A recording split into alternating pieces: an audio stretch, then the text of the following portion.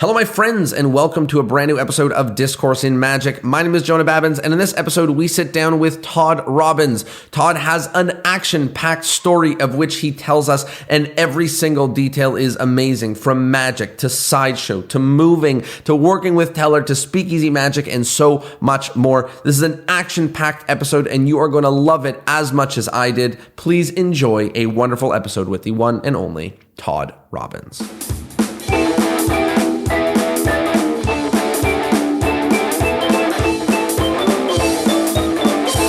Todd Robbins. Todd, how are you? I'm good. And now that I'm speaking to you, I'm even better. Oh, shucks. Oh, don't flatter me. I'll take it anyways. Well, super excited to be able to chat with you on this. Obviously, you've got a long and incredible career for us to be chatting about, but most recently, I think the biggest, loudest thing is speakeasy magic, which is something that we're going to return to. Let's start, though, at the very, very beginning. How did you get into magic, sideshow, circus, this whole scene, entertainment?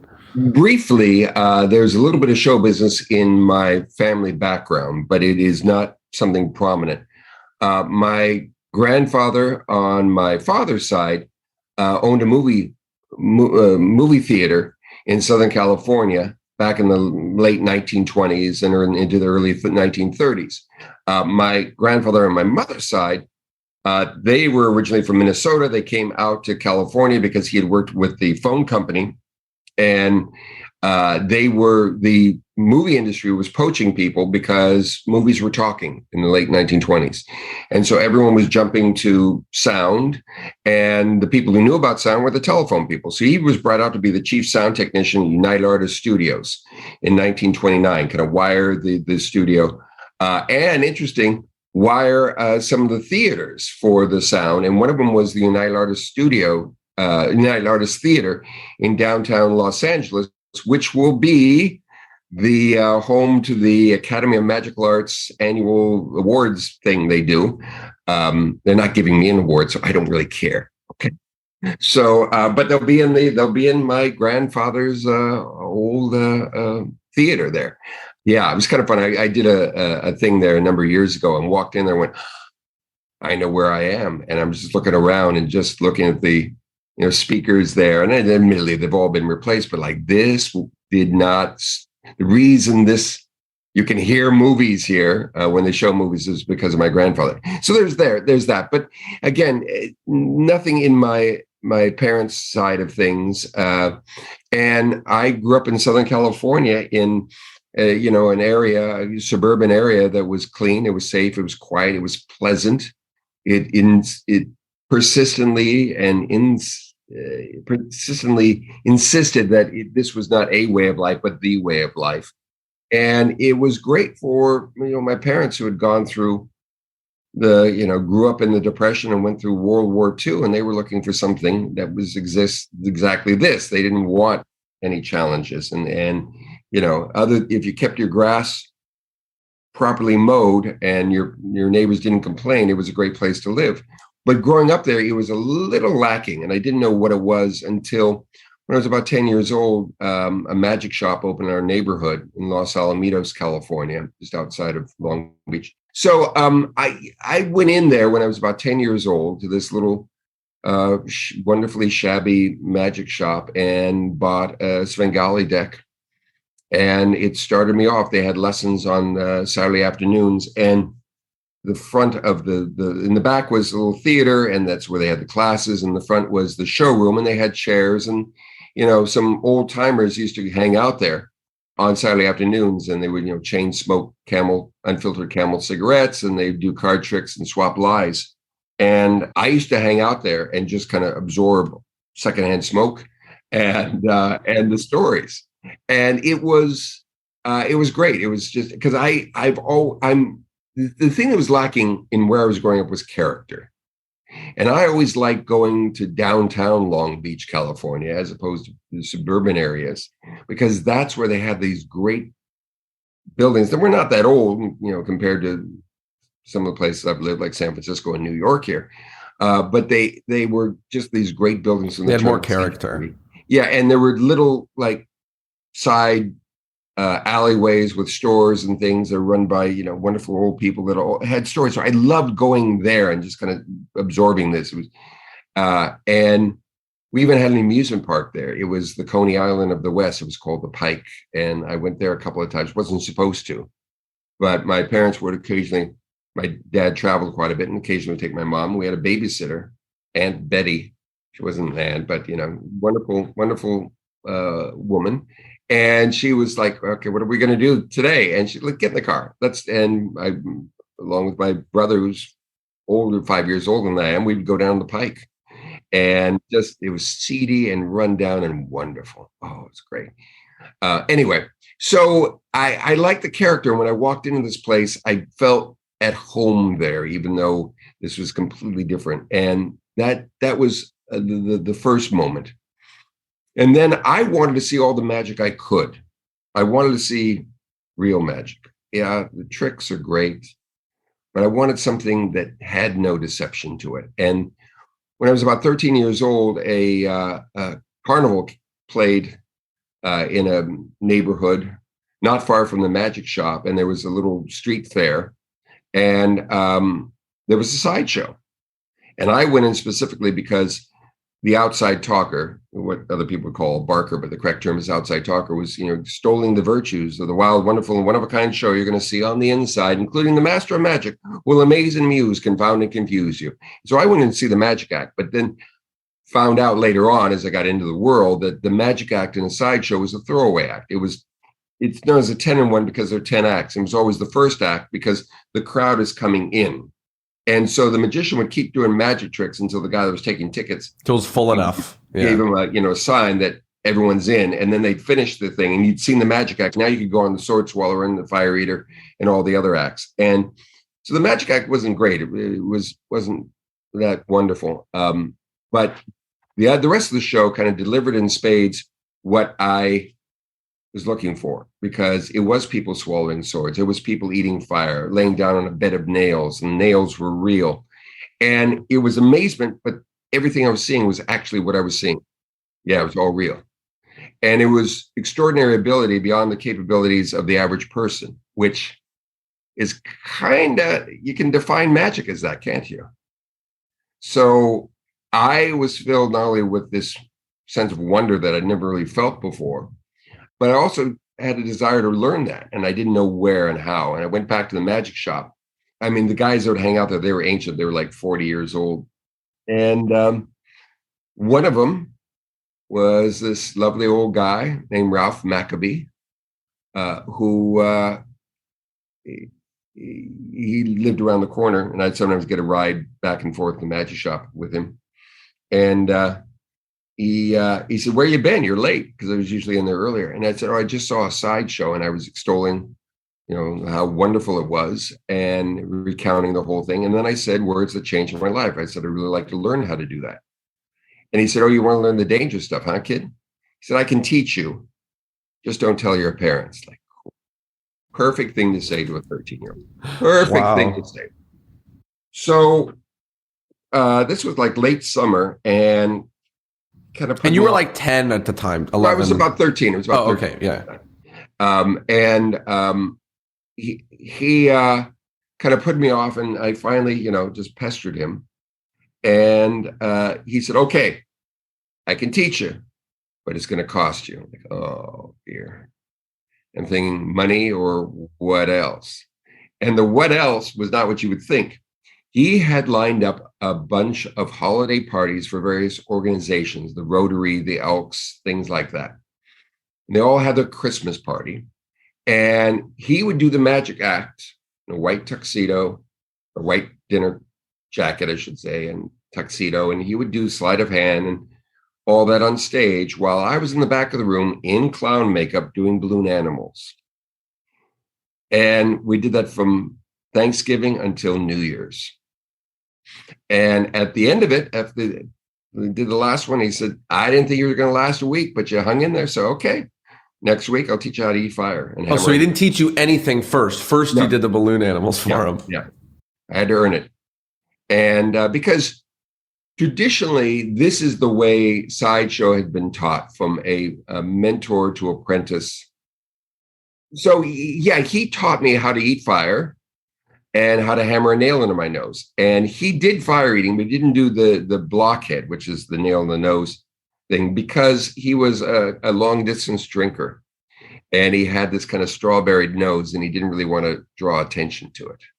So he never, even though knew how to do it, he didn't do it himself. And like I said, this is how it always has been done. Usually a kid would join up, or someone would join up with a sideshow. They'd work a season taking tickets, putting up the tent, tearing it down, doing the grunt work. And then after that, if you're lucky, someone would teach you how to do some of the stuff. Or if someone dropped out, they would kind of throw you into some of the simpler acts. And that's how you get your start. Now, by the time I was interested in all this, the sideshow was on its last legs, and for all intent and purposes has died out today. We'll kind of there's a number of troops, but in its natural habitat of circuses, carnivals, and amusement parks, it's almost impossible to find a sideshow. Anyway, so I learned this, and I not only want to learn how to do it, but I asked, well, where did you learn it, and where did all this stuff come from? And he was kind of taken with that. It appealed to him. It showed respect on a large level. So the end result was he showed me what he could, and they said, I know some other folks that do stuff, because he had worked in a sideshow in Texas at one time, and that's how he knew how to do all this stuff. He did the magic act and then picked up blockhead and fire eating. Sorry to interject, but it's so amazing that, it sounds like this is like the way that people used to learn this stuff. Like now, now we talk about the internet, but there was like the whole middle ground of books and things like that. And like, this is before that. This is like the way that you would learn this is just directly from the people who would teach it, which is such a breath of fresh air. Yeah, and it's about the only way you can teach this. I've been approached many, many times, and even to do a video or online lectures or whatever, and you can't really teach it. It has to be face to face. Matter of fact, after we finish here, I have a burlesque stripper. She's coming over, and we're having a fire eating lesson. Life is good. Life is very good. So he introduced me to some other folks that taught me things like how to stick my animal trap, the bed of nails, walking over broken bottles on my bare feet, some strongman feats, ripping up a deck of cards in half and blowing up a rubber hot water bottle like a balloon until it exploded, and glass eating, how to eat glass. And I learned all this stuff, but I never really did it. And the reason is this curious thing. And I when it was years later, like, why didn't I really get into this, start doing this earlier? And the reason is there's this book, and I've got it here somewhere. And it's a fire eating book.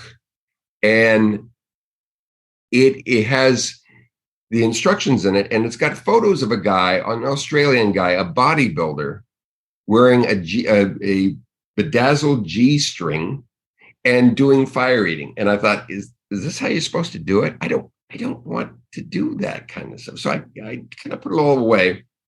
And then years later, I had trained as an actor, went through college, got my degree in theater, which is a great useless degree. And then wanted more training. So I went up to the American Conservatory Theater in San Francisco, which is a great theater company with a great training program. And was up there learning theater. Oh, for a muse of fire that would ascend the brightest heavens of invention, etc., etc. And after I got out of there, I was doing things with small theater companies, but the money was drying up. And little theater companies were closing, and you could actually make a decent living kind of bouncing around in San Francisco acting, but then it's getting harder and harder. It's like, I just don't want to live here and do a day job and pick up things. Let's go to somewhere that's more vibrant. The two places were Los Angeles or New York. And it seemed like everything was industry related, movies and television, not really theater related down in LA. And I knew that scene. And there was always a palpable sense of desperation among those people who weren't working. And there's a forced kind of happiness, the have a nice day mentality there. And I know I'm insulting all my folks in LA, and I don't care.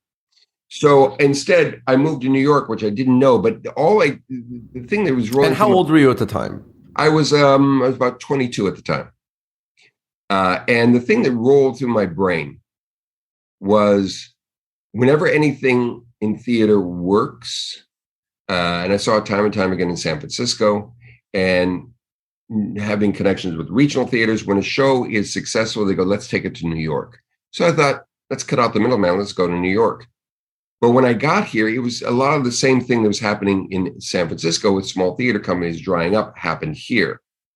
And I found those that were surviving, the plays were like, it was bad community theater with pretensions of high art. And for people I didn't really like, for shows, plays I didn't respect, and vice versa. Plays I didn't like and people I didn't respect. I mean, there was one guy who like talked this great game about we're going to have a theater company, and this is the thing I do, and it's the ensemble, and everyone is supportive and all this. And by the way, so that we can do these things, you have to also work cleaning people's apartments. Like, what? Yeah. So you sign this contract, and then for a year you're going to be working, and then you can do shows at night. Like, no. So this was the early 80s, and the comedy club boom was happening. And there were more comedy clubs and more stages and stage time than there were good acts, comics, stand-up comedians. So they often, in those days, would put on a variety act. And so I had comedy magic that I had done for years, and I knocked the rust off of it and started doing little open mic nights and started working and going out and doing that. And then MTV had a show, and I don't remember what it was. Someone just told me recently. It's been so long ago. There was some sort of a show that they did, and they wanted strange variety acts. And so I worked up sticking my hand in Animal Trap. I found an old Animal Trap, a secondhand store, a thrift store here, and did that. And then like, okay, I got this, might as well put it in the act. And so I would do some sort of routine, magic trick. And I go, that was a trick, but this isn't. I'd set up the trap and I put my hand. Just so I can understand, up until this point, you weren't really performing this sideshow stuff, really? No. Okay. No. No. It was all, comedy magic. And when I was doing that, but I was like, I was focused on theater, but that was kind of atrophying away very quickly. And all of a sudden I'm making my money doing comedy clubs. So I took that Animal Trap, sticking my hand in an Animal Trap, and put that into the act. And then afterwards, people come up and go, that can't be real. I mean, that was amazing. But and if it is real, how did you do that? And like, oh, this is interesting. I've never gotten this dynamic before. This is a really profound sense of amazement, more than a magic trick. Because and we'll get into that. That's sort of my thing these days, is that magic is lovely. It's wonderful. It can be so many things, but it rarely has any kind of content to it. Fooling and entertaining the audience is all you want to go, and then you put up a wall and you don't want anyone to get any closer. Whereas there's a great deal of potential to add content into magic and making a very powerful experience. Because once you've amazed people, they're open. And then if you hit them with an idea and you do it in a non-didactic way, it can be a very powerful experience and incredibly memorable. So I found the sideshow stuff was hitting people on a different level. And so I started working, and I put blockhead in, and then glass eating and fire eating, and then sword swallowing, and walking over broken bottles. And before I knew it, I had an hour of material I could do solo. And I started doing the colleges and universities and did thousands of those. And that was great. That was wonderful. And then in 1992, I had done it in comedy clubs. I'd done it in the college and universities. I'd even done it for corporate events, this kind of crazy stuff, and was traveling all around the world doing TV shows. but I'd never done it in a sideshow because they were so rare. There were only two left. There was the World of Wonders, run by the last of the old sideshow guys, Ward Hall, and Coney Island sideshows by the seashore. And it turned out that there was a kind of a overturn of talent. A number of folks had left the show, and there was openings. And I went in and auditioned, basically showed them all my stuff, and became a member of the troupe there, and did that for quite a while. I did a full season in 1992, full from Easter until into October. And during the summer, we were doing 5 days a week, sometimes 10 shows a day. And that was just a great learning experience. And then because I did so many acts, I came back and did the next season, did part of the season, and then would fill in. Someone, the sword swallower, would need a weekend off. I'd come in and do that, or I'd eat fire, or I'd talk the front, or do whatever's needed. I became sort of the relief pitcher of the show. And then did a number of other things. I was, during the off season, entertaining kids in the hospitals with the Big Apple Circus, doing magic, not the sideshow stuff. But there are some stories. We could go on for hours here about some of the things that happened. And then the Big Apple Circus did a medicine show in 1996, and they asked me to host it and be the snake oil salesman. And medicine shows was something else I was fascinated with, but had completely disappeared. So this was as close as I was ever going to get to using all, again, this information that I had amassed, and did that. And then decided I wanted to do an off-Broadway show. I wanted to take all the sideshow stuff and do it in a show. So I worked for many years kind of putting that together and finding someone, and finally did that in 2003 at the Soho Playhouse. And it was called Carnival Knowledge. And it was about my background in the sideshow. And I did all the acts and told the stories. And it was fun. It was we ran a year with that. And then I toured around with that in various theaters. And then when that came down, it was like, okay, what am I going to do now? Because that's the one thing that I learned from working with, in the sideshow is that you got to be flexible, and just you have to be able to pivot. It's a fairly modern term, but I've always understood that when you have something, you're always looking to the next thing, not to discount or run away from anything, but there's always something else. When I was thinking about doing an off-Broadway show, and the reason I wanted to do an off-Broadway show is because I saw Penn and Teller off-Broadway. I actually saw them when they were a trio, when they were Asparagus Valley Cultural Society in San Francisco, and was like blown away. I'd never seen anything quite like that, and went, wow, I'm related to it on many levels. And then that trio broke apart, and Penn and Teller went one way, and their other partner went another. And then they put together a show that was called Penn and/or Teller. And that was actually, they went back and they refined what they were doing, working Renaissance fairs, and then started doing it as a theater show. And then they brought it to New York in 1985. They brought it to New York, and it played right down the street from where I live, where I still live, in Hell's Kitchen. And I got a ticket to see one of the first previews, and was like, this is amazing. This is remarkable. And then years later, when I became friends with them, it was just one of the highlights of my life. And it was the way I became friends is there were a number of folks that were friends of them, and they were all going out to the Meadowlands Fair in New Jersey. Penn and Teller both lived in New York. Teller lived up in Westchester, and Penn had a loft in Midtown. And they were all going out to the Meadowlands Fair. And so I was invited to go. And the sideshow, and one of the reasons they were going is because Ward Hall sideshow was going to be there. And one of the last of its kind. So we went out there, and I ate fried dough, and then went to see the sideshow. And Ward, bless his heart, he is just a wonderful evil carny showman. I mean, just great. We go into the show, he's up on the stage, and he says, ladies and gentlemen, it is so wonderful as we travel around that we get to see folks that we know friends, some we call friends, and some we just admire. And I'd like to make an introduction to all you here, because you're here on a very special night. Because every once in a while we get true celebrities that come and visit us. And I want to introduce you here and now to Mr. Todd Robbins. And Penn Teller was standing in front of me, and all of a sudden they looked back like, who the fuck is this guy?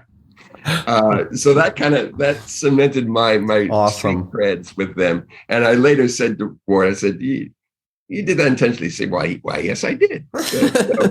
So it was a lovely thing. Anyway, so seeing them made me want to do a theater show. And what many questions came up with: what is magic? What is a performance-based theater show? What is needed? And it's something, those are questions that a number of people have. Almost everyone these days have seen or know of folks like Penn Teller, like Derek Borgadio, and others who have done theater shows. And a lot of people want to do them. And the broad answer is it has to have that content. It's got to be more than just the trick. Series of tricks, yeah. And I've seen a number of folks, including someone who's doing a show now, that do extraordinary things. And when you walk out of it, you are impressed with their ability, but not much else comes with it. Mm-hmm. And people are going to take something away. If it is memorable, they're going to take something away from your performance. And you better make sure it's what you want them to take away, because they might take away something else that you don't want. Mm-hmm. And that's what I started doing with the sideshow stuff. It has the gross out factor. There are a lot of people who lean into that. You don't have to. You're already eating a light bulb. Yeah. I'm doing things that, and there was a great old sideshow guy named Melvin Burkhart, who created the act. He didn't create the skill, but he created the act of hammering a nail in his nose. And when he was doing it for Robert Ripley back in the 1930s, Ripley said, "You're a human blockhead, Melvin," and that stuck. And Melvin took the stink off of this grotesque, revolting act by adding in jokes, being very self-effacing, and charming as hell. So you didn't want to watch, but you had to watch. And at the end of it, you were glad you watched. And that was a huge lesson. So that's what I had done with the sideshow stuff. And that's what made Carnival Knowledge work, because it was even more. It was about the history, where all this came from, the context, this vanishing American performance form known as the sideshow, and having an appreciation for that. And that's what that show is all about. When it came down, I was like, what else am I going to do? And when I wanted to do a theater show, it was going to be either a sideshow or I was going to play around with seances, because that's the other thing I really love on many levels, not the least of which is how much fraud is involved. So I said, okay, I'm going to do a seance show. So I ended up playing around with a bunch of ideas, and that little monologue, that little Shakespearean thing I did is the opening of Henry V. It was the prologue. And in that prologue, it says, "Oh, I wish we could do this for real and have kings and queens and battles with full armies, but we can't. All we can do is, fill your imagination with this. And when we speak of horses, think that you see them with their proud hooves printing into the receiving earth," or something like that. It says, "Accept this as real, and it'll be a powerful experience." So I did a similar prologue for the seance stuff, and I did a show called Dark Deceptions. And it was about, this has always been filled with fraud, and tonight will be no different. But if you look at this seance experience through the eyes of a believer, it can be something extraordinary. And that's what we're going for. So if you'll play your role of a believer, I'll play my role of a spiritualist minister. From here on in, I will not be Todd Robbins, but I will be the Reverend T.L. Robbins of the Church of the Parted Veil. Welcome. And then lie to them for the next 45 minutes. And it was good, except that all the things I said became a burlesque. All the serious things that normally, if you were having in a seance, you would put you on the edge of the seat, people kind of sat back and laughed at. Right. And it was like, oh, it's not what I'm going for. It's good, but it's not what I'm going for. And people really came when they heard it was a seance. People really came because they wanted to be scared. They wanted to be shocked. They didn't want to know that it was not real. They wanted to think it was, or they wanted something that was, a roller coaster effect that would give them that shock and excitement that a seance can, of something otherworldly. So a producer came on board, Alan Schuster, who was also the producer of Stomp, the most successful performance piece, theater piece that's ever existed, still going strong almost 30 years later. And he said, this is a ticket that the public hasn't bought before. He said, but you need a director, which I agreed. And we talked to various people. And there was no one out there that really kind of got it in the New York theater scene. They were like, oh, this is performance. I do theater. When I do Shakespeare, it cures cancer. So no, I'm not interested in your magic show. Just incredible arrogance. So having known Teller and being a friend with Teller, I reached out to him and said, I got this thing and we're not finding a director. Would you be interested? And he said, sure. So I presented that to Alan and he said, great, can we get him? And does he talk? And I said, yes and yes. And when he talks, we listen.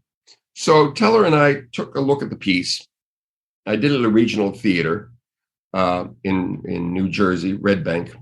And he came out and we sat around and talked about it. And we decided to rip the whole thing apart.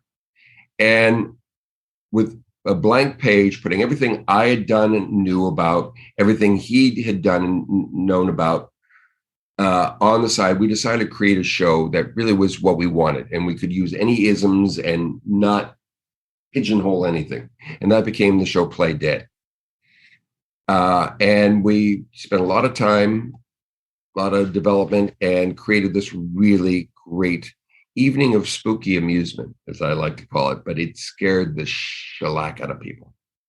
And we did that off Broadway, 2010, did it on the out in Los Angeles at the Geffen a couple of years later. And when we did it off Broadway, towards the end of the run, we knew that we would do it again somewhere. And Teller brought in a film crew to shoot all the backstage stuff of how the tricks work, because we did things different. We didn't take a trick and then found a presentation for it. We came up with imagery that we wanted and then figured out the trick. Yeah, figured out how to do it. And our ace in the hole was Johnny Thompson. Of course. Johnny was so, and very briefly, Teller and I were talking about wanting to do something related to Marjorie, the Boston medium, the medium that, Houdini went up against shortly before he died. And no one could figure out how she did what she did. And part of it was that she brought sex into the seance room. 1920s, she was the flapper, often did her seances in the nude. And I have many, many stories about, I actually met some people who went to seances with her. And there's a thing called control, which you are touching the medium. And usually you're grabbing their wrists or they're grabbing your wrists, and at any moment, people in the seance circle in the dark can say control, and you go, yes, because you're still in contact. What Marjorie did, there was an old guy that I met who was 19 years old in one of her last seances. And when the lights went out, she took his hand and placed it into a part of her body so that she now had one hand free. But when they say control, he was like, yes, I'm still in contact with her. So that's one technique for getting one hand free. Yeah. There's a story. By the way, this is a unique interview because usually I stop in the middle for questions, but I feel like we're almost near the present day, and I want us to get there, and then I'll list out my whole page of questions I've been taking notes on. So he brought in this film crew. So anyway, again, the Johnny Thompson story. Teller said, we need to do something about Marjorie. Why don't we represent what Marjorie did, and we'll bring out a beautiful woman wearing a kimono, and she takes it off and she's completely naked. And we've got a table, large table up on stage, and people from the audience seated like they're at a seance. And she climbs up onto the table, completely naked, lies down on the table, and is held spread eagle, arms and legs. And you put her into trance and you reach into her vagina and you birth a ghoul out of the vagina, a living ghoul. I said, works for me. How do we do that? He says, I have no idea. Let's call Johnny. Calls Johnny Thompson. Says, hi, Johnny, I'm here with Todd. We're working on the show. And we have a question, which is, here it is. Naked woman, spread eagle, on a table, reach into the vagina. And he went into the whole details of what it was, the imagery of the whole thing, what he was talking about. Reach in the vagina, birth a ghoul out of the vagina. And there was silence for a couple of beats. And Johnny Thompson said, well, there's 5 ways you can do that. Like, we got a show. If we can figure out this, we can do anything. So, we killed someone on stage. We didn't do that, but that was used later on because I'd bring a guy up. I'd do talking to the dead, and then I'd say, it's easy. Anyone can do this. And I'd grab a guy from the audience and bring him up on stage. All of a sudden, they'd look at someone in the audience and start talking to them because they're hearing the voice of their dead friend or relative in their head talking to them. And then I would have to, of course, punish them for doing this. And so we had a long table. They'd climb up on the table. I'd put them in trance and then rip open their shirt and then take out a razor and gut them and disembowel them and reach in and bring out a ghost girl, which was Marjorie, completely nude, covered in goo and blood. She would then kind of come to life and dance around with me, and I'd kind of grab her, wrap her in a sheet to hold on to her because she was trying to get away. And when I unwrapped her, she was now a completely naked 80-year-old woman, also dead. And it was Eusapia Palladino. It was another kind of one of our ghouls that we had talked about earlier in the show. So we did that. It was an amazing show. It was a show people had seen before. The good news is Teller brought in a film crew to shoot the show and all the elements that made the show happen for archival purposes. But then he looked at the footage of the show and he went, this is actually represents the show very well. So he threw the footage to an editor who cut it into a concert film, concert video of the show. And the problem is none of the designers, lights, sound, or set signed off on it. And when they were approached about giving us the rights to do this, they all got together, stood in lockstep, knowing Teller is a wealthy man, and asked for an arm and a leg. A check he could have written, but didn't want to because he was feeling, since we had to sort of walk them through their job because the need show, we did more designing on the show than they did. So it just felt like ingratitude. So the film exists. It has been shown various places. I'll be showing it in Baltimore at a little bizarre magic convention in August. Teller will be zooming in to do a Q&A afterwards. We've done it like that. We did it at Blackpool. We've done it at the Magic Castle. We've done it at a couple places. I think we did it at IBM or SAM or one of those things. But that's the only thing. We can't really do it for profit. We can't release it. I know I get emails every week saying, can I see it? No, you cannot. Wow. Yeah, I know. It hurts. It hurts, doesn't it? So when that came down, it was like, okay. Now out of that, I got a TV series. I did a couple of seasons on Investigation Discovery, a show called True Nightmares. And it was me, kind of Rod Serling, Alfred Hitchcock role as narrator, but also what I brought to is I said I wanted to be ghosty in the reenactments, so that you have a husband and wife, they're sitting at the dinner table and they're talking, and you hear my narration saying, she had a surprise for him, but she was about to get the real surprise. And then she says, honey, I want to talk to you about something. And he says, honey, I'm having an affair and I want a divorce. and you see her reach for a knife and pull it back, and the camera pulls back just as she's raised the knife, and you see me sitting at the other end of the table carving a steak, looking up at the camera and saying, this is where things took an ugly turn. So I wanted to be integrated as sort of a ghost in the reenactments. And so we did that. Everyone loved it except the head of the studio, it's the politics of show business. He had been promoted after our show had gotten the green light and was put on the air, so it wasn't his show. And because of that, he wanted to do everything different, and we were axed after 2 seasons. So I come down and like, okay, what am I going to do now? What am I going to do? Another kind of like, what now? So I wanted to do a seance room along the lines of the Houdini seance in the Magic Castle. And I'm looking around New York at little storefronts in my neighborhood here, Hell's Kitchen and Greenwich Village, and areas with character. Once again, that word comes up. And thinking I could do maybe about an hour-long show where people come in and do various things, and they seat them around, 12 people, seat them around a table, lights go out and scare the daylights out of them. So I'm looking around, and then I got thinking about the McKittrick Hotel, which is not really a hotel. It's a former warehouse that had been converted by some producers to be the home of the largest, kind of the flagship of the immersive theater world, a show called Sleep No More. It's 100,000 square feet that they've created these environments that the show happens in. And when you go see the show, you wear a mask, like a carnival mask, and no one speaks. So you're completely anonymous. You are now a ghost, and it's almost like you're creating your own movie as you rove around and you see various scenes happening. And then the actors at the end finish the scene, and it's all done with movement. So there's very little speaking in the show.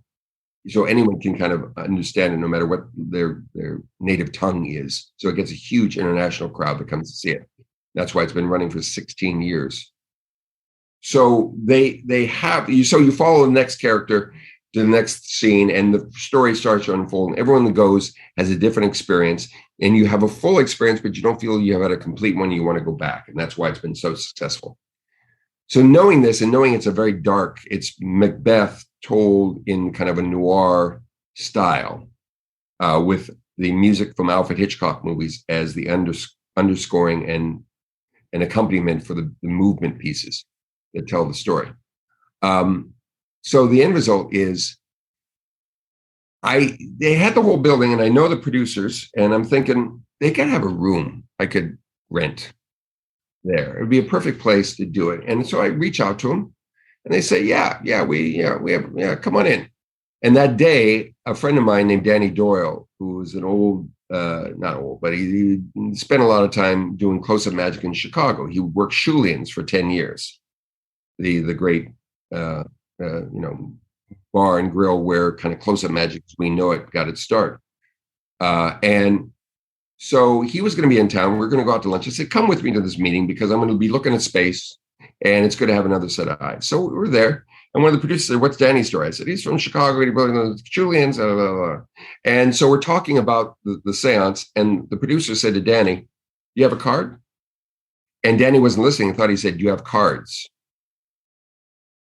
And Danny said, I normally don't carry a deck with me, but I actually was working on something earlier. And oh, sure. And he went into about 15 minutes of close-up magic, Shulian's style close-up magic. And they loved it and went, we have to do something like that here. So what do you mean? So we talked for another 20 minutes and created what is now known as Speakeasy Magic. And that's almost 5 years ago. Wow. And it was a complete fluke. The irony of it is the seance room never happened, and that's a whole nother story. It hasn't happened yet. Let's put it that way. But Speakeasy Magic has been going strong, and like I said, looks like we're moving. This is kind of a big announcement.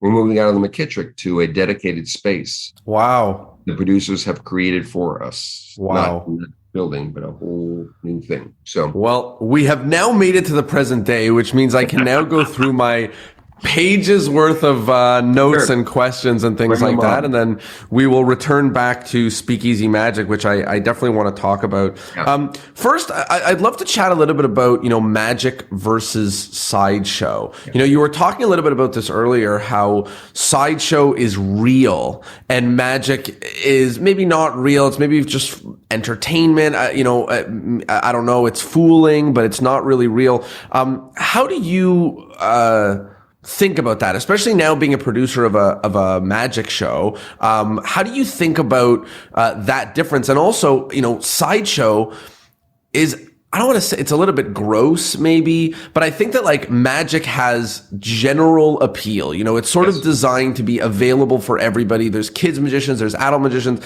Sideshow, like, you got to be tricked into being in a sideshow show, or you have to like really want to see that kind of thing, which a small percentage of people do. So talk to me about those two things and how they fit together in your mind. Well, touching upon what I said earlier is that the sideshow has a gross out factor. No two ways. It's meant to be sort of assault the senses. It's meant to be a visceral experience, and it is up to the performer to make it entertaining. And forgive my lack of modesty, but I think I have taken sideshow material to a wider audience than anyone had ever done before. I intentionally played against the gross out factor, never leaned into it. And if I did, it's very playful, like letting the audience know, I know this is not what you signed up for. Right. And yet, if you stay with me, this can be a powerful experience. And I can't win them all. And the other side of it, there's a whole nother thing to it, that the power of it is it looks impossible. To hammer a nail into your nose looks impossible. To eat fire or swallow a sword looks impossible. And so therefore, there's a large percentage of people go, oh, it's a trick.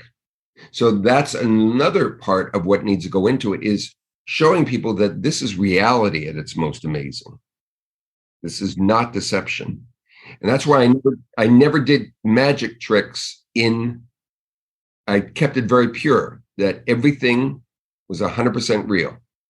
And when I did the colleges, there were people that would do these full color posters that would cost a fortune, that would be put up. I had this simple poster that was black and white, had a black and white picture of me hammering a nail into my nose, and it said $10,000 reward. And it looked like a missing person poster. It's a $10,000 reward for anyone who can prove that the things that Todd Robbins does in his act are not real. In the course of it, he will eat glass, hammer a nail in his nose, swallow a sword, da da da da da da da da. And then it had a thing at the bottom where the show was Great. And it grabbed everyone's attention because it didn't look like any of the other posters that were up for the films and lectures and dances or whatever. It popped because it was so kind of crude, and also just laid things out. And one time, I would take a light bulb and I'd have it in a work light, and I'd turn it on, and I always dealt with a woman in the front row that would like look at everything. And there was a runner that, whenever I'd call out her name, it'd be like, oh, and she was like, oh, what now? What am I, what more? Torture? What did he get me into? Yeah. Yeah. And one of the things, I take the light bulb and I turn it on and I talk about, you're going to think this is fake, but it's real, but don't take my word for it. See for yourself. And I unscrew the bulb, and, I'd burn my fingers and go, it's very warm. And I said, but there's nothing like a hot meal, just like comedy. And then unscrew the bulb and hand it out. And that came out of that line, the little just like comedy line, became a catchphrase. And it came out of doing a show that the audience was just not laughing at anything. And I would do a joke, and then I'd pause and I'd say, okay, that's just like comedy. I don't, if you don't put the two of them together, you wouldn't know that isn't comedy. It's just like comedy. That got a laugh, and it kind of broke the tension. Like, oh, so if we do that, and then, all right. And so I added that in, and that helped to acknowledge what's going on, kind of doing a whole meta thing about what this is all about. Anyway, so I did, I'd hand out the light bulb and pass it out to the whole audience, and then go on and do other material. And as the light bulb came back to the woman, it was then cleaned off. And I'd ask everyone that looked at it, is the glass real? Is the light bulb real? Is it made out of glass? Yes. And I'd get the big yes out of everyone and then do it. And that's how I would do it. Occasionally, I would unscrew the light bulb, and because it was on the poster and stuff, unscrew the light bulb, send it out, and a different light bulb would come back. And I would joke about it. I said, that was a GE bulb I sent out, but I got a Westinghouse bulb here. And I said, so a lot of you are going to be amazed, and whoever switched the bulb, fuck you. And forgive my language, but bite into it and do the thing. And awesome. Played very well because I'm not hiding anything. I'm really doing it. It sounds like in this story you have, I don't want to, a little bit of a disdain for magic, or maybe like a healthy, No. It sounds like it doesn't hit what sideshow hits for you, or what seance hits for you. Yeah, except that you did say the correct thing in that magic is a much broader appeal. Magic can be many things. It can appeal on many levels. The base level is, well, first off, it fools or it fails. It's binary. It fools or it fails. Mm-hmm. And so assuming you fool, now we can move on to a little deeper discussion. The second thing is it can function as amusement, which is a forgettable engagement of attention. Yeah. And that's often what it is at a birthday party for kids. No offense to the birthday party. All this can be done well. Everything I'm talking about can be done on a very high level, or it can be done schlocky and hacky and awful. So, and I won't say upper. I mean, I don't know what the spectrum. I don't know where you want to define this, but so you got amusement, and often doing walk around at a cocktail party of a bigger event is amusement. You are there with the crab puffs, of course, and it's just to fill up time while people are waiting around to get into the main room, so that the so and so gets the Man of the Year award, whatever. It's not about you. It's not about the tricks. So it's fine. And there's a lot of money to be made. And again, you can do extraordinary things in that low. And then the next step up is entertainment, which is, it is memorable, but ultimately it is very ephemeral. I mean, it's good. People go, wow. And if it's done well, and it's great. And then when they walk out, they kind of, or leave the experience, they were sort of lightly transformed. But often when you see a magic show and you're in the next thing is like, hey, you want to get a drink? Sure. Yeah, exactly. Let's go get a hot dog. That was good. Let's get a hot dog. Yeah. So it can be done well. And speakeasy magic is entertainment. It really is. And I'm very, very proud of it. Last night we had 13 magicians in the room working. 13. And it's crazy. Not everyone's doing card tricks. Yeah. And the goal of that is, and we'll talk about the structure of speakeasy magic. The goal is to get variety. So when someone gets up from your table and has just done 12 minutes, extraordinary stuff, the next person that sits down is going to be as different as possible. Mm-hmm. So you have someone doing sleight of hand with a single deck, 12 minutes, possible stuff, and then someone's going to sit down and go, think of a number between 1 and 50. Mm-hmm. And here's a tea kettle. yeah. And just do something different. And then someone else is going to sit down, and do that. And last night we had 3 female magicians in the room. Mm-hmm. So that's like, oh, we didn't know such a thing exists. Yes, and we have good people that do it. So you see, and you have young performers, and then you have seasoned performers like Peter Samuelson, who's going to sit down and just do a whole lovely little theater show at your table there. And I love that. So anyway, that's entertainment, and people go out there, had a great time.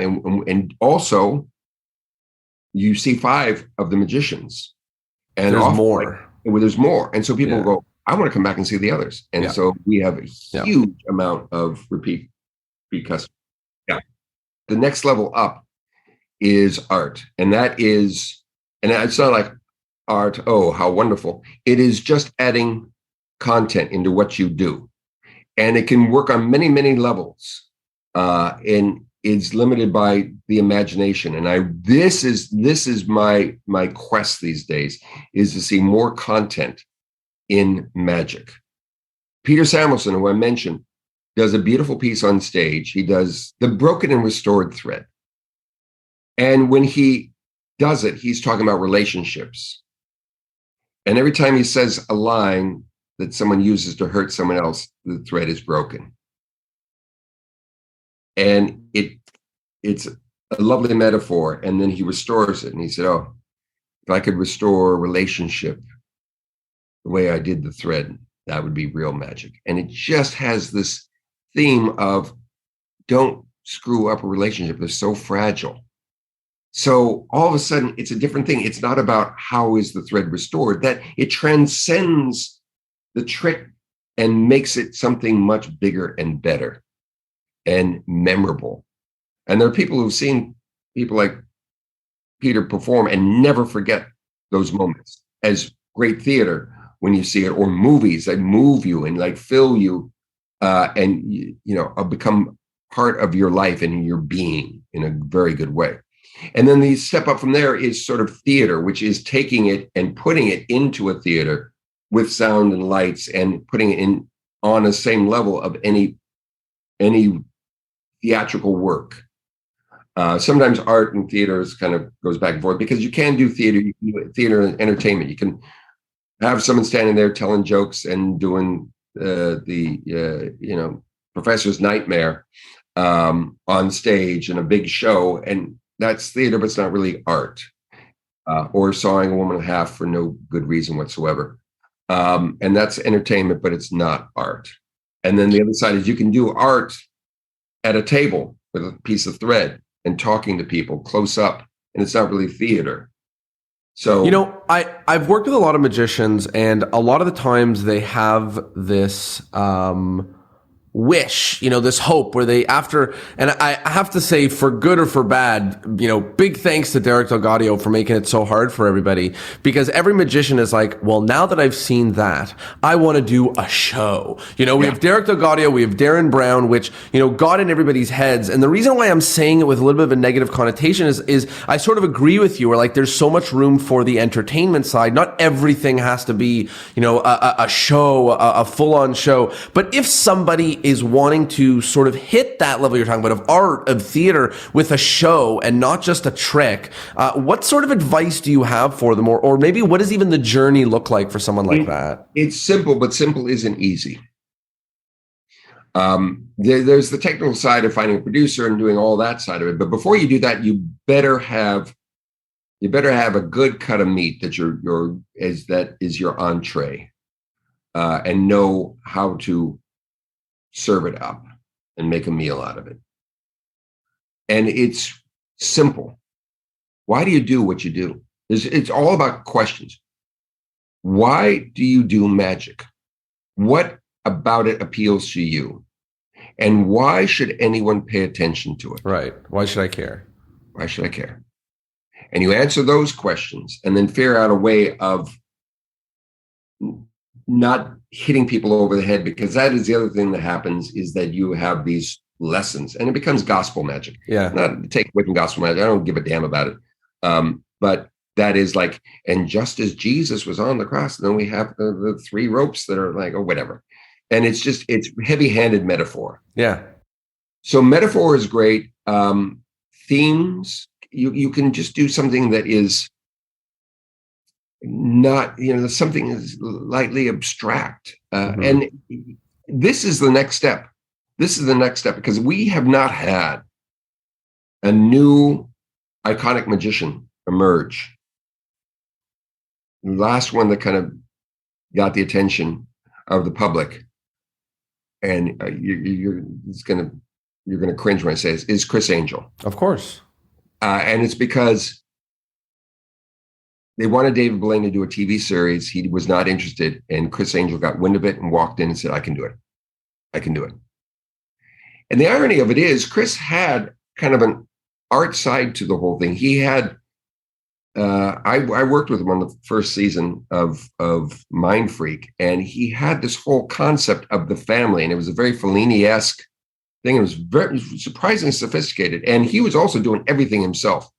He had just guys holding cameras, and he was doing art, basically the director of photography, and setting up the shots and everything, and then figuring out how with the tricks, and then working with his crew to kind of make things work. And then he would say, "Okay, give me a moment."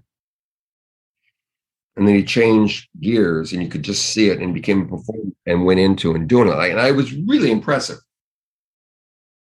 And then he became Chris Angel. But we haven't had anyone that has broken through. There's been a number of people who've tried, and a number of people who have gotten like close numbers on YouTube and TikTok, and a few people that have done some TV things, but it's not really exciting. And I think the reason is because, or the key, one of two things can be done. One comes from me and one comes from Teller, actually. And my thing is, if you add in content, if you look into the camera and you do something that transcends magic, but is amazing and just opens people up and hits them in a whole level, almost like the same effect, though not the same technique as an evangelist. Yep. That just takes people in, and they're saying hallelujah at the end of what they're doing. If someone can do this and bring us to tears and make us laugh and create an emotional response with a magic trick, because it is about more than the trick. And it could be anyone that understands this and works and cracks the code of how to do this. And no one can do it for you, because you've got to answer these questions for yourself. And then it doesn't matter if you are a dashing, handsome guy or just, schlubby, kind of strange looking, whatever. To paraphrase and correct me if I'm getting it wrong, but you're basically saying like you need the meat of incredible content. Like yes. the magic needs to be astounding, and then there needs to be a message, or a meaning but you got to walk the line so that you're not making it too heavy-handed and over delivering it like a piece of gospel magic. Am I understanding what you're saying correctly? That's exactly it. And it's not easy. Yeah, of course not. It's so simple, but it's not easy. So it can be magic as metaphor. It can be magic that's based upon themes. It can be a personal story that, as long as it's legitimate and it has a point to it, everyone does. Oh, I walked into a magic shop and saw a magician. Yeah, and of course. Cards 1, 2, 3, 4, 5. And he took away 3, and I said, I did that trick years ago. Yeah. And then at the end of it, I did it's coming to it, and I do it a couple of times, and then I said to the magician, it was a young boy, and I said to him, the guy behind at the magic show, I said, "How do you do that?" And he said, "Can you keep a secret?" And I said, "Yes." And he said, "So can I? I'm not going to tell you." And I was crestfallen, and I said, and he saw this, and then he followed up with this. He said, "The reason I'm not going to tell you is because when you see the magic happen, for a moment you think the impossible might just be possible." And that's a very powerful idea. That idea of finding out what is possible is life is what motivates people to go on and do great things with their lives. And I believe it all begins with amazement. So if you've been amazed by this, then my job is done and yours is just beginning. And I used to do that at the end of the sideshow act.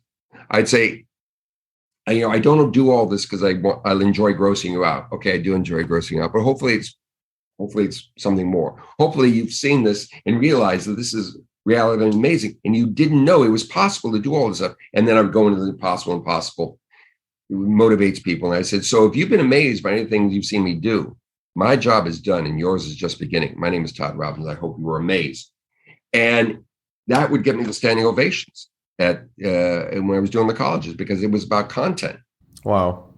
The next thing that I want to ask as we circle our way all the way around to Speakeasy Magic is talking about working with Teller, and specifically, Ben Train and I do shows together, and we do magic, and we brainstorm together. And when I was interviewing Teller, I asked him a question, and it was right in the heat of the pandemic when Ben and I were doing our virtual shows together, which means we were bouncing every idea off of each other, and we had a lot of highs, but also, I don't want to say lows, but a lot of difficulties in working with other people. And I had asked Teller, how do you and Penn settle your artistic differences? And he answered quite beautifully and succinctly, not lightly.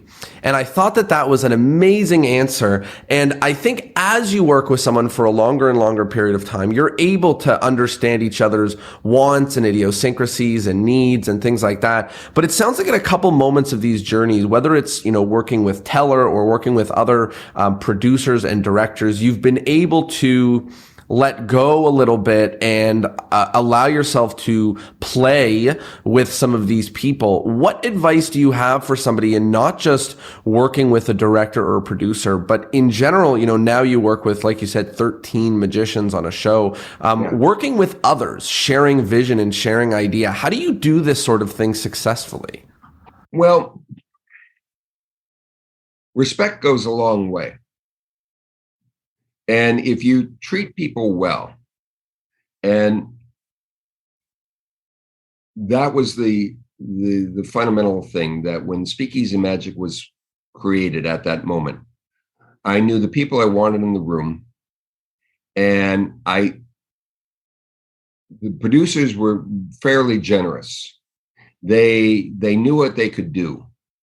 And instead of trying to be disrespectful and get it on the cheap, they knew they had to pay and pay well. It's not what they're paid at Speakeasy Magic is not nearly what they'll get at a corporate gig. So the rule is, I have 40 magicians on my roster. So if anyone offers you $1 more to be somewhere else, take the money. That's my Carney side, the GTFM. Mm-hmm. Friggin' money. That's the Carney way.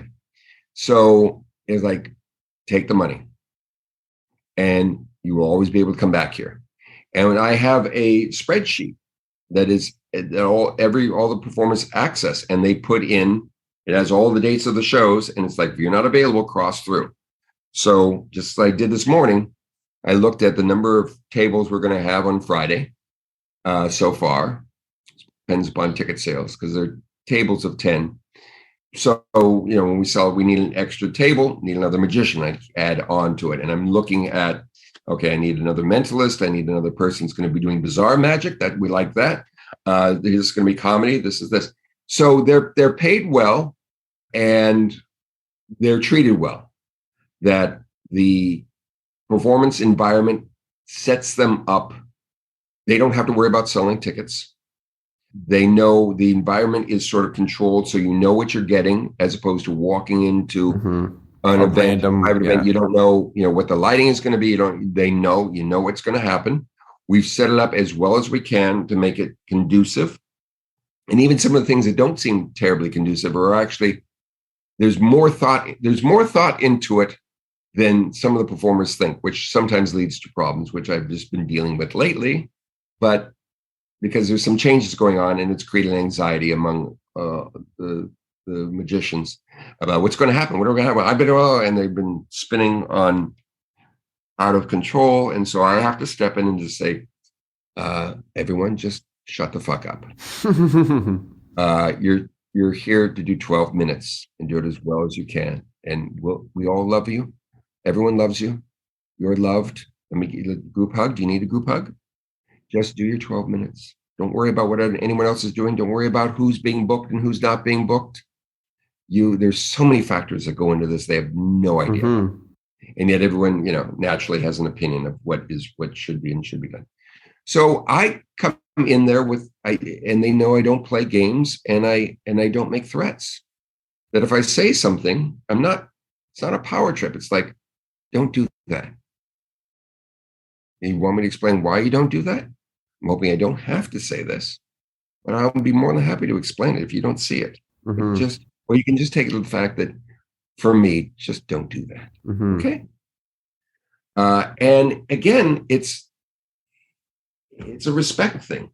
So, the wildest thing is we walked into the first night and had set up everything, and the stage manager's walking around handing out drink tickets to everyone, saying, "Here's, if you want a couple of drinks, here you go." Like, whoa, huh? So yeah. I said, yeah, it's a drinking show. That's where they make their money. So if the performers sit down and have a drink, it just goes, "Oh, I guess we could have a drink too," and it is part of the engagement.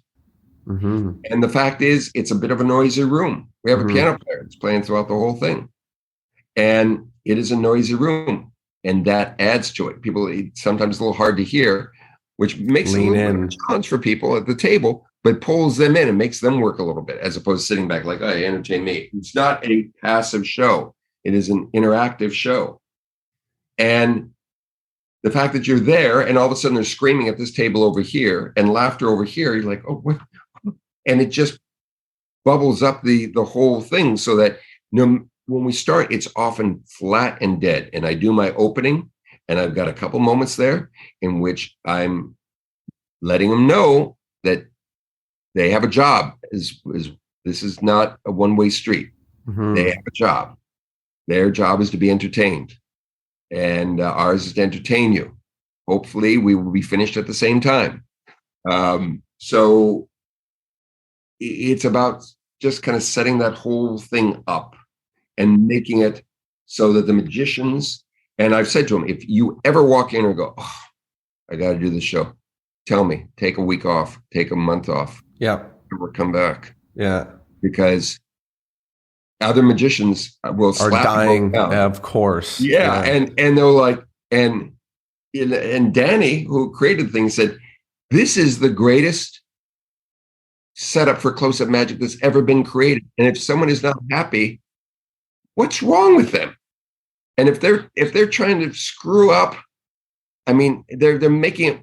Some people make it more harder than it should be. It's more about them, and we just keep doing what we do because we know it works. So as we first of all, incredibly great advice of the respect, I think is incredibly grateful, because if you bring somebody aboard to work with and you respect them and what they do, and they respect you and what you do, then it's easier to take their hard advice sometimes, and the other side of it is you have to, it's a bit of a poker game in that when you're collaborating with producers or other creative people, or and that includes designers or marketing or whatever. Bill Ball, who was the founder of ACT, had a philosophy as a director. He always said yes. That when an actor came and said, "I think I should play this in a long beard," like, okay, you're playing Juliet. Why would you? Okay, yeah, sure. Why? Oh, sure. You want a beard? Why? And then if they said, "Oh, because of this," like, all right. And then all of a sudden, they're sort of stuck with choices they made. And if they're going away, they're going to say, "This wasn't a great idea," as opposed to you saying, "That's a terrible idea." And then they trench. So, for instance, there is a female co-host in the show, because the female element is very important. It adds balance. I also want young and old and also ethnicity in the room. I want diversity. So we decided to add in a female host and that's part of the lie of the show, is that I say that she owns the place, and she's the character's sort of based on a woman who ran speakeasies back in the 1920s named Texas Guinan, and kind of tough, sexy, tough, you don't mess with her kind of quality. And one of the producers came to me and said, "Hey, I got a great idea. Why don't you introduce her as your stepdaughter?" I said, "Okay, why would I do that?" He said, "Because that is the number one search on Pornhub." They went, and okay, and how is this a good idea? And he went, "Well, maybe we shouldn't do that." Okay. So I could have said, "Are you out of your mind? Got it. What? And the mantra of yes, why is like, it's not necessarily, not just as a way to get your way, but obviously a way to hear somebody out without, if somebody has a great reason, then that's where great advice comes from, and right? And just because you haven't thought of it doesn't mean it's a bad idea. Mm-hmm. That's why you're collaborating, is so people will bring things. And with Penn and Teller, they're very different people. And when I started to work with Teller, I went to Penn and said, what do I need to know? Penn said that he was very rash and liked to do things fast. And Teller is methodical and a perfectionist and will never stop working on things. Never. Never. And at some point you have to say, we got to move on. Right. We're done. The problem is, having worked so long, we've become polarized, because that is the only way to kind of find the middle ground, is to keep. So like left to his own devices, he'll keep plugging away. Yes. And he said, and the problem is we've been polarized. So Penn said that he is so rash now that when he's not working with Teller, he ends up doing things he shouldn't be doing. Too quickly. Right. Yeah. And Teller will take too long. And Right. he said, you can be respectful, but at some point you go, that's enough. Love that. I love that. Okay, so now we're finally at the moment to talk a little bit more, although we have, but a little bit more about Speakeasy Magic. And I have to give you the utmost compliment, which is I travel everywhere and see every possible magic show that I can and perform in as many of them as I can. And a lot of the times, first I'm going to give myself a compliment and then I'll give you one. A lot of the times I go to a city and I go to see a show there, and I pray and hope that these people are leaps and bounds better than me, And most of the time I go to a city and I go, and I'm not trying to pump myself up. I'm just a worker. I perform a lot. We do lots of public shows. I do lots of corporate shows. I could do 100 to 300 shows in a year, and I got my material under my belt, and I go to a show, I go to a city and I watch the performers and I go, that's okay. My two compliments of Speakeasy Magic is New York plus Speakeasy Magic.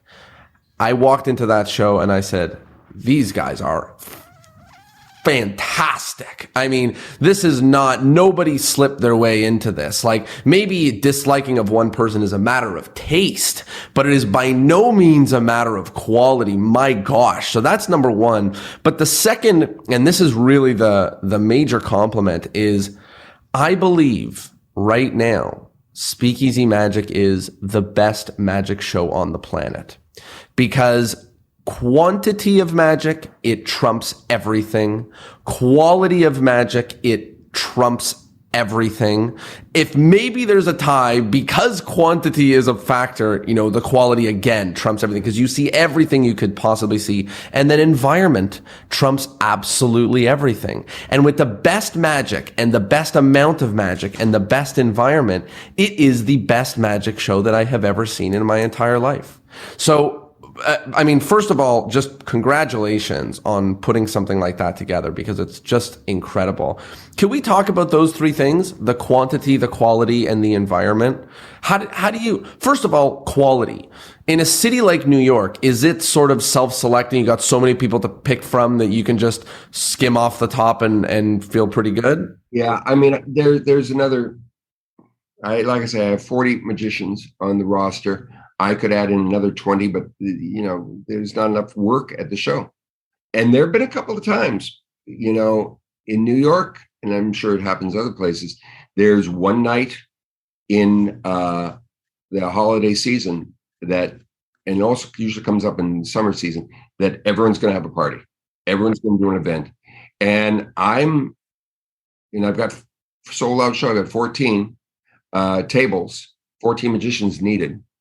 And the structure, for those that haven't seen it, it's I open the show, I welcome people, introduce the woman character. She joins me on stage. We do a whole thing. We have a live piano player who's been playing music while people are coming in. And then we usually have Matt Holzclaw come out, and he does a cigarette act, which is, it has modernity to it. The piano player is playing Seven Nation Army from the White Stripes. And accompanying him and really kind of cutting the act and providing accents and everything. But it's a cigarette act in this day and age where you can't smoke anywhere. And so there's this, like, what have we gotten ourselves into? And what are we looking at?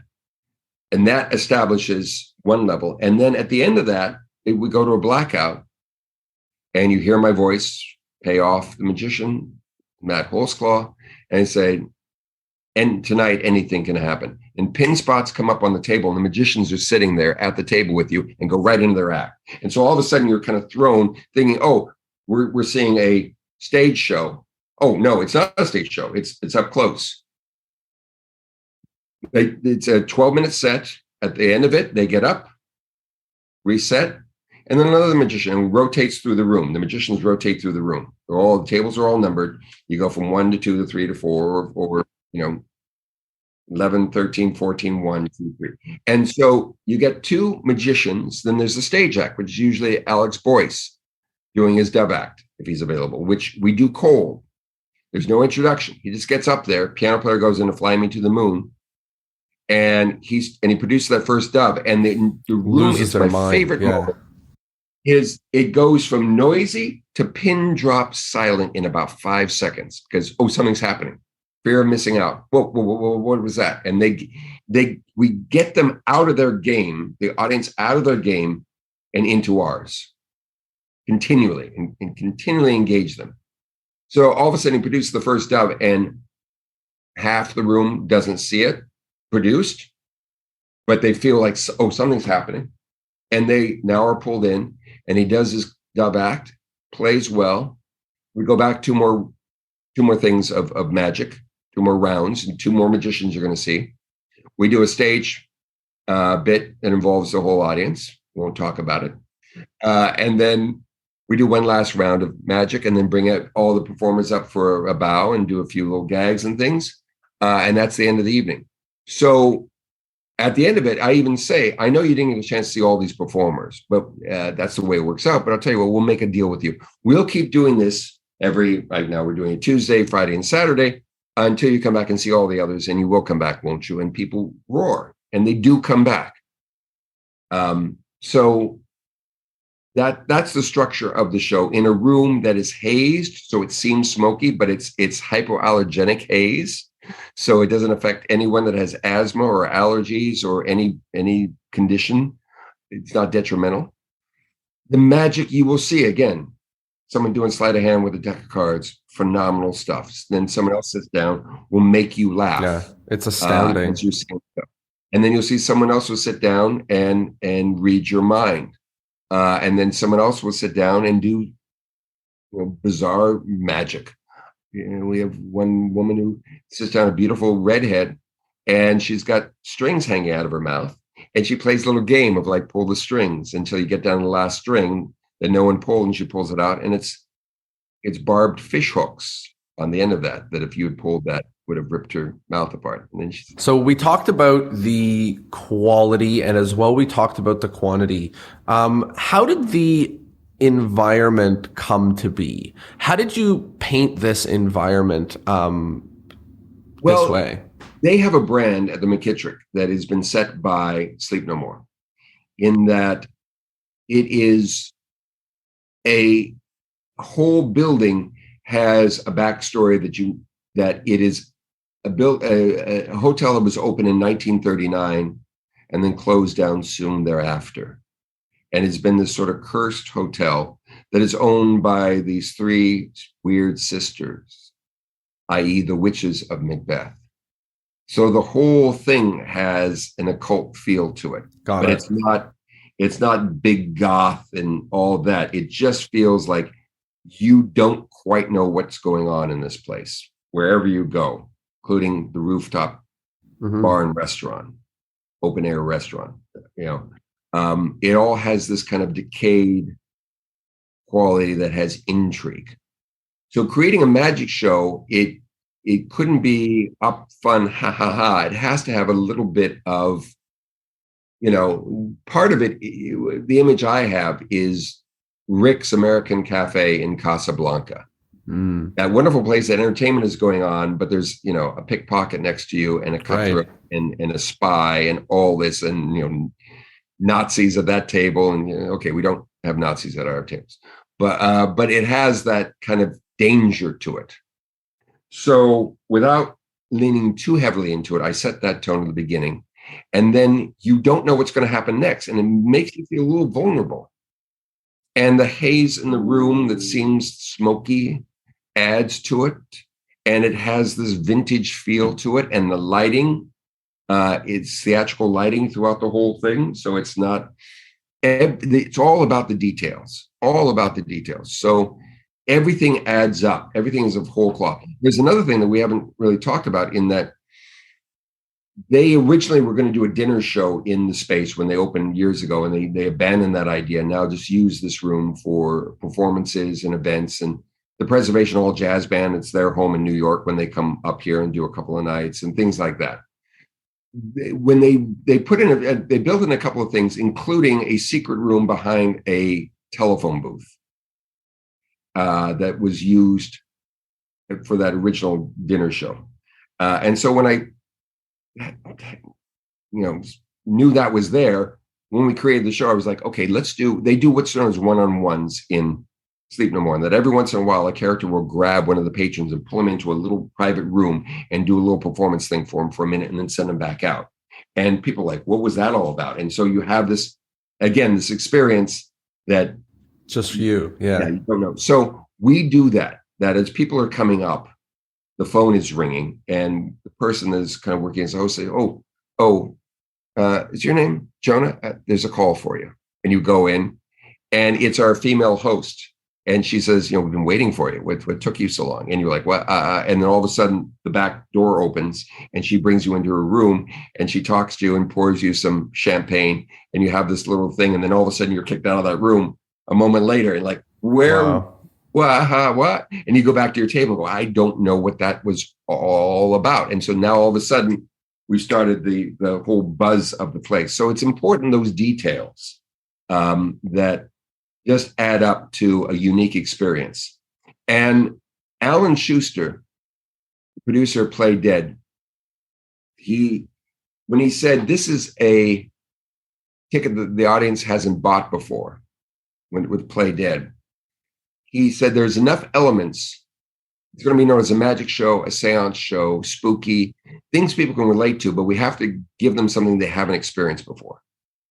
So when people hear, it's a magic show, but it's like nothing you've experienced before, because people don't have that much of a reference point for close-up magic. Mm-hmm. I mean, and we all saw the first David Blaine special, and he's doing Invisible Deck and stuff. And like, there's nothing special about this. But he's performing for people who have no reference point for it, and it fries them because it's the greatest hits of magic. So you just have to do them, and it kills.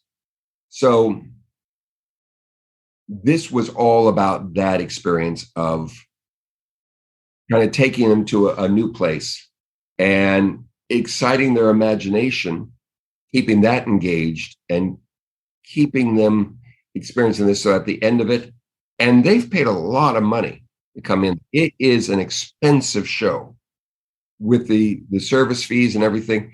It's $200 to get into the show, and that gets you into the show. That's it. Mm-hmm. That's get drinks and stuff. Everything else is on top of it. Or if you want to have dinner upstairs, because you can add that in. And there are private tables you can buy that start at $2,500 and go up from there. Depending upon what, want champagne, want this and that and the other thing. So, so it can be, so the people that are in the room there have come to see magic and are willing to pay well for it. So it's a different kind of thing than you would find just about anywhere else. Closest thing is the Magic Castle. And the nicest compliment we ever got was Erica Larson, who I've known a million years. She came with Max Maven, and saw the show. At the end of it, I went over and said, so was it okay? She said, I have to bring the board of directors and the board of trustees so they can see how magic should be done. Like, I would 100% agree with that. I think it was, like I said, the most incredible magic show I've ever seen in my entire life, on so many different fronts. Last two questions about it, and then we're going to wrap this thing up. The first is, does this entire thing sell out completely on word of mouth? Yes and no. When it started, that first night we did it, I was talking to the producer. They said, "Hey, this is Monday. Let's do it Friday." I'm like, I don't want you to lose money. Like, we're not going to lose money. Like, I've heard that before. I said, I want to make sure there's an audience. Oh, there'll be an audience. I said, I've heard that before. I said, don't worry about it. I said, okay, maybe we should push it back a week, which we did. And the next morning, I got an email at 9:30 saying, "Hey, we sold out in 5 minutes." Like, what? We had 100 tickets. $100 a head, and it sold out in 5 minutes. Like, how did you do that? They said, we have tracked everyone that has come into this building to see Sleep No More or eat in the restaurant or see any of the other shows that we've done here.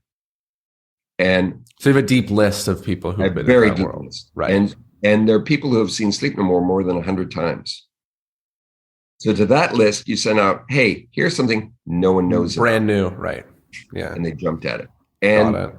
But even from the beginning, not so much that first night, but even for the first 6 months, we were getting like 20% of people coming in that had never been in the building. They just came because it was a magic show and they heard it was good. So the end result is we ended up kind of pulling in people, and that made them very happy that we weren't just being parasitic to their list of patrons. And now they do ads on Instagram and Facebook, but for the most part, it's word of mouth. Wow. And people seeing it and coming back, and it's funny because we get a number of celebrities that come in to see it, and we don't make a big deal of it, and we don't have pictures. I say, ladies and gentlemen, Todd Robbins is here. Yeah. So they come and they're sitting in the shadows. And we've had some famous and we've had some infamous people show up, and they can have complete experience. And they're sometimes sitting at a table with other people. Of course. And all of a sudden, people look over and go, "That's Selena Gomez?" It is. Oh, it's like, "How you doing?" "Great. How you doing?" "Look at that." Oh, and they're back into the show, or disgraced politicians or whoever is coming to it. So it's fun that way. In that you just don't know, and that also adds into the whole thing. You just don't know what who's what you're going to see. Yeah. My last question is: do you think that this show or anything like this show could exist anywhere aside from New York City? Well, it depends upon the pool of magicians, and yes, if you have the right people, and it might have to be structured a little bit differently because we have that open door policy. Which can be a little problematic. What do you mean the open door policy? Well, that, hey, you get a gig for, Oh, right. Go, yep. Go. And then we'll fill in. And, but if you're going to another city, which it looks like we are going to do a version of it in another city. Wow. Because some folks who are fans of the show have bought a restaurant. And they have a room that they want to dedicate and make a speakeasy magic room. Wow.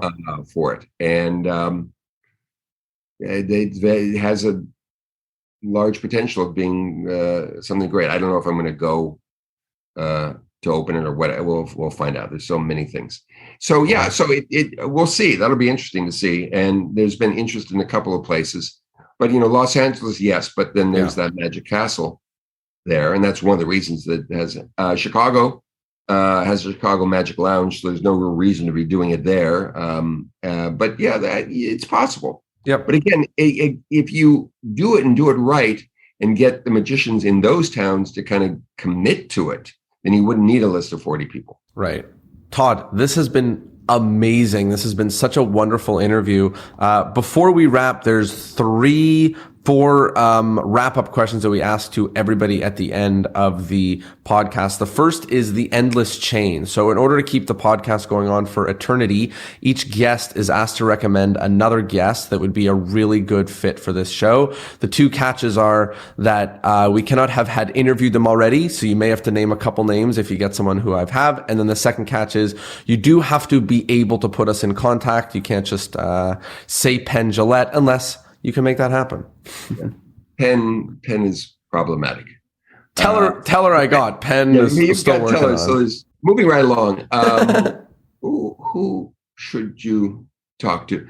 Have you had Erica Larson on the show? No. And that's a phenomenal recommendation.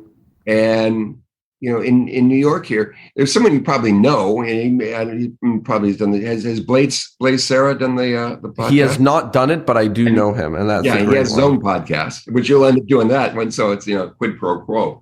Blaze is remarkable and an amazing story and a remarkable kid.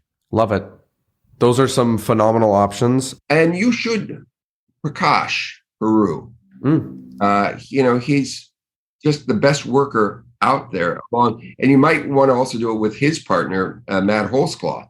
And the two of them have a company, and they've done shows together, and they do a lot separately. And again, a partnership, it's really great because you can talk about that dynamic with both of them and how it, the benefits and the challenges of it. And love it. Those are some fabulous options. And then, if you really want to stop doing the podcast and have it crash and burn, Mark Calabrese. Already done it. Yeah. Already done it. And we got hate mail. Yeah.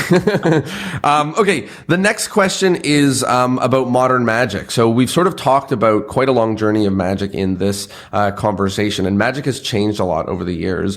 What's one thing that you like about the world of magic right now, and one thing you don't like? There's the greatest level of technique in the history of magic is going on right now, thanks to the internet and the accessibility of ideas and the sharing of ideas.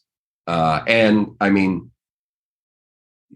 there have been a number of upticks in magic through the history as things have changed and things have opened up.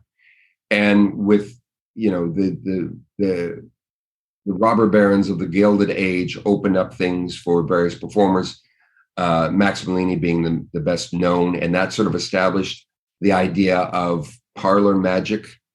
And then nightclubs came along, and then Di Vernon set a high watermark and challenged the magic community to create a level of technique kindred to the card sharp, who not only has to be good, but has to be invisible.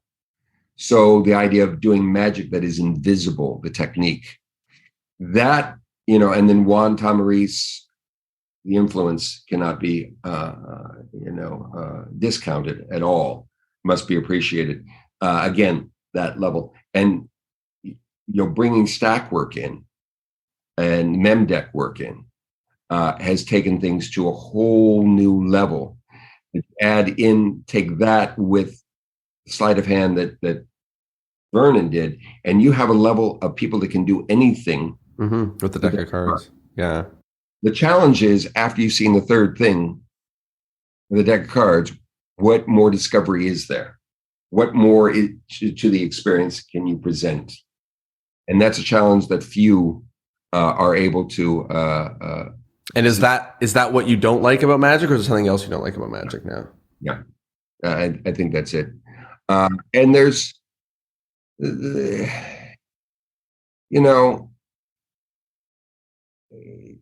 there's more magic out there than has ever been. It's more accessible than it's ever been because of the numerous platforms in which it can be presented. And yet it's not making the impact that a Doug Henning special would do back in the day, or Copperfield. Now, those were, cultural phenomenons when they came on. They got the great ratings. And then we had the world's greatest magic. which was kind of a nice thing. It was on like Thanksgiving night on NBC. I think it was NBC. Every year, and it was great for us because you see all these magicians, but it made magic. It added more faces without more engagement and anything unique about it. So it became a smorgasbord as opposed to a restaurant that is the greatest Italian place I've ever been to, or sushi, or whatever. It was, you can have Italian and sushi and barbecue and crepes over here, and you can have everything. One size fits all. So yeah, it's that's what's needed to break through, is someone who doesn't go out but pulls people into their world and is relatable as, is relatable on a level of a cultural icon, performer in music or comedy or movies. It's interesting that we're also in a time with, what sells are franchises in movies, not so much movie stars. You would say someone can open a movie, and then the name value alone, people would come. Tom Cruise, I guess, kind of sort of still has that, but he's doing his franchises, like, yeah. But it's easy, again, he's doing a franchise. So you add a name value on the franchise, and you've got John. We know what we're getting, and it's Keanu Reeves, and we know he's going to do a good job, and it's going to be interesting. And you just hope it's not, there's, again, some discovery there. So magic hasn't really reached that.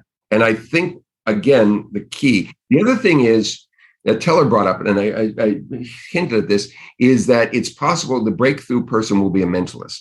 But the theme, the message cannot be, I'm going to let the audience decide whether I read. It's got to be something new. No, and he said, this day and age, what would be really engaging is it's a little like the Darren Brown and others of like, I use my six senses to use. Yeah, okay, fine. We know that's a lie. But the reality of it is, I have ways of knowing things that you don't. Mm-hmm. It's nice and mysterious. And the thing I love is Jason Saran is one of our performers, and he's a distinctive personality who does not ask you to believe that he can read minds. He can figure out what you're thinking, but he doesn't ask you to believe that he has the ability to read your thoughts. And that idea is so, in this day, in this information age, in which, and it's going to get worse in terms of not knowing what is reality and what is artificial. It's out there and it's growing. But the idea of a real live human being who can look at you and say, so tell me about, did you enjoy going to Hawaii last year? Maui's very pretty in October, isn't it? And you go, how did you, I know. Well, it doesn't matter how I know. Let's talk about your experience and what this is. And all of a sudden, again, you're transcending, but it is really kind of creepy and mysterious and filled with intrigue. And it's not like, thank you very much. Hey, a prediction. Hey, for no reason whatsoever that but it's now about engagement on a whole level. And it could be all sorts of interesting themes that tie into all the information age that we're in, and, hacking and yeah. Mm-hmm. Love it. So, yeah. Anyway. The next question is the take-home point. So people have been listening to us talk about magic and sideshow and seances and all this stuff for nearly an hour and a half, 2 hours now, which is amazing. But when they think back to the episode, they may only remember one or two things, maybe one idea or something like that. What do you hope that people take from this conversation about their magic? Again, create something that has content, create something that the audience hasn't seen before, has a familiarity with it, but takes it to a whole new level. And not just novelty level, but a greater engagement and a deeper appreciation of that which you appreciate, maybe even love. Love it. So. Love it. And the last thing is plugs. Where can people find you? Where can people find Speakeasy Magic? Where can they follow what's going on? Speakeasy Magic currently is at McKittrickHotel.com. Google it. Yeah. McKittrick hotel.com. And I have a, ToddRobbins.com is my website, but it's nothing. It's just a page that has contact information on that. That's the only thing that is significant about it.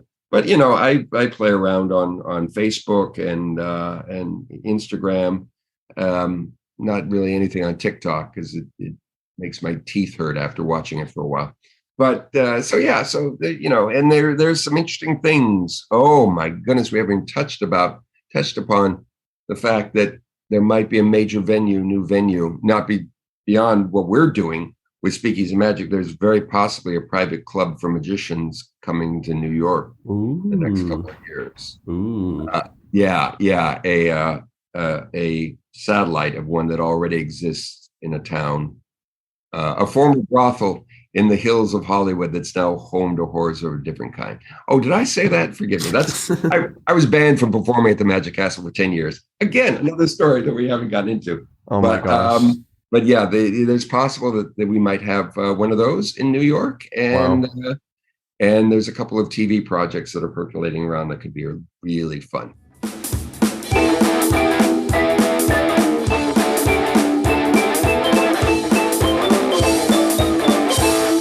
Well, there you have it. I hope you liked the episode, and I hope, of course, that you learned something. As always, the only way for other people to know about this podcast is if you tell them. So please spread the word, tell a friend, leave a review, yell it out your front door, post it in your local magic group. I don't care how you do it, but any way you share this stuff really, really helps. Thanks for being here. Hope you liked the episode, and I'll see you next Thursday. Ciao.